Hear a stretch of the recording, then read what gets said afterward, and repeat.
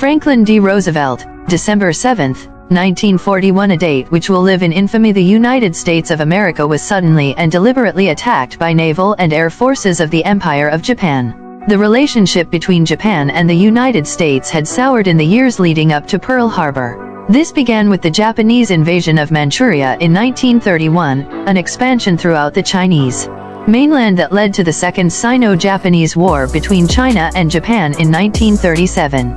Japan then joined the Berlin, or Tripartite Pact, forming an alliance with Germany and Italy in 1940.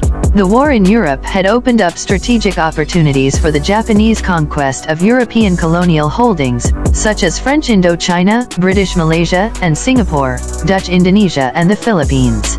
Following the invasion of French Indochina in 1941, the U.S. froze Japanese assets in the United States and declared an embargo on petroleum shipments. U.S. oil accounted for 80% of Japan's oil imports at the time. By late 1941, the United States had severed practically all commercial and financial relations with Japan. Japanese military strategy was based on the peculiar geography of the Pacific Ocean and on the relative weakness of Allied military presence there. The western half of the Pacific is dotted with many islands, while the eastern half of the ocean is almost devoid of land masses and hence, usable bases except for Hawaii. The British, French, American, and Dutch military forces in the entire Pacific region west of Hawaii amounted to only about 350,000 troops. Allied air power in the Pacific was weak and consisted mostly of obsolete planes. The Japanese believed they could quickly launch coordinated attacks from their existing bases on certain Pacific islands and overwhelm the Allied forces, planning to establish a strongly fortified defensive perimeter. They believed that any American and British counter-offenses against this perimeter could be repelled, after which those nations would eventually seek a negotiated peace that would allow Japan to keep this newly acquired empire. On the morning of December 7, at 6:10 a.m., the first wave of Japanese planes launched. At 6:45 a.m., the USS Ward spotted and opened fire on a Japanese submarine off the coast of Hawaii.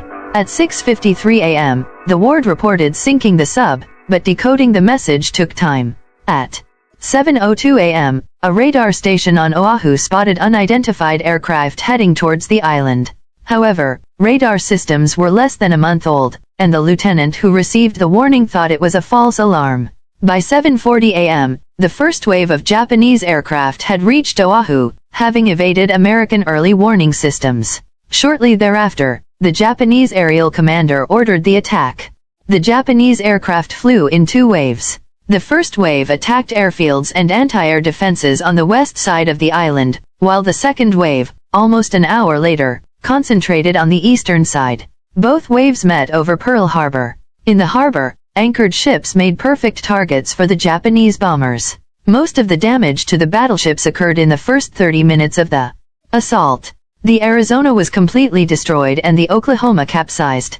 The California, Nevada, and West Virginia sank in shallow water. However, the Pacific Fleet's 3 aircraft carriers were at sea during the attack, and the Japanese failed to destroy the important oil storage facilities on the island. All but 2 of the battleships were returned to service during the war, and overall U.S.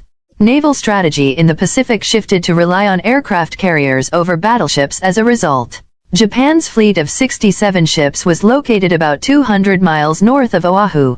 They launched dive bombers, torpedo bombers, and fighter planes. There were 353 Japanese aircraft involved in the attack, 29 of which were shot down. Only 1 Japanese ship that participated survived to the end of the war. In total, 2,404 U.S. military personnel and civilians were killed. 1,177 of those casualties were aboard one ship, the USS Arizona, where an armor-piercing bomb struck and ignited over 1 million pounds of gunpowder within the ship. 68 civilians were also killed. After the battle, 15 individuals were awarded the Medal of Honor and 51 were awarded a Navy Cross for their actions in battle. The following day, President Franklin Delano Roosevelt addressed the United States, and the U.S. Congress declared war against Japan. 3 days later, Germany and Italy declared war on the United States, and the previously reluctant nation entered the Second World War. The attack on Pearl Harbor is credited with uniting the U.S. population behind the war effort. It is estimated that between 35 and 65 million people died during the Second World War, including civilians killed as a result of war, those that died from disease, and those killed during the Holocaust. The Second World War resulted in the expansion of the Soviet Union's power throughout Eastern Europe, the spread of communism to China, the advent of nuclear weapons, and the decisive shift of world power away from the states of Western Europe and toward the United States and Soviet Union.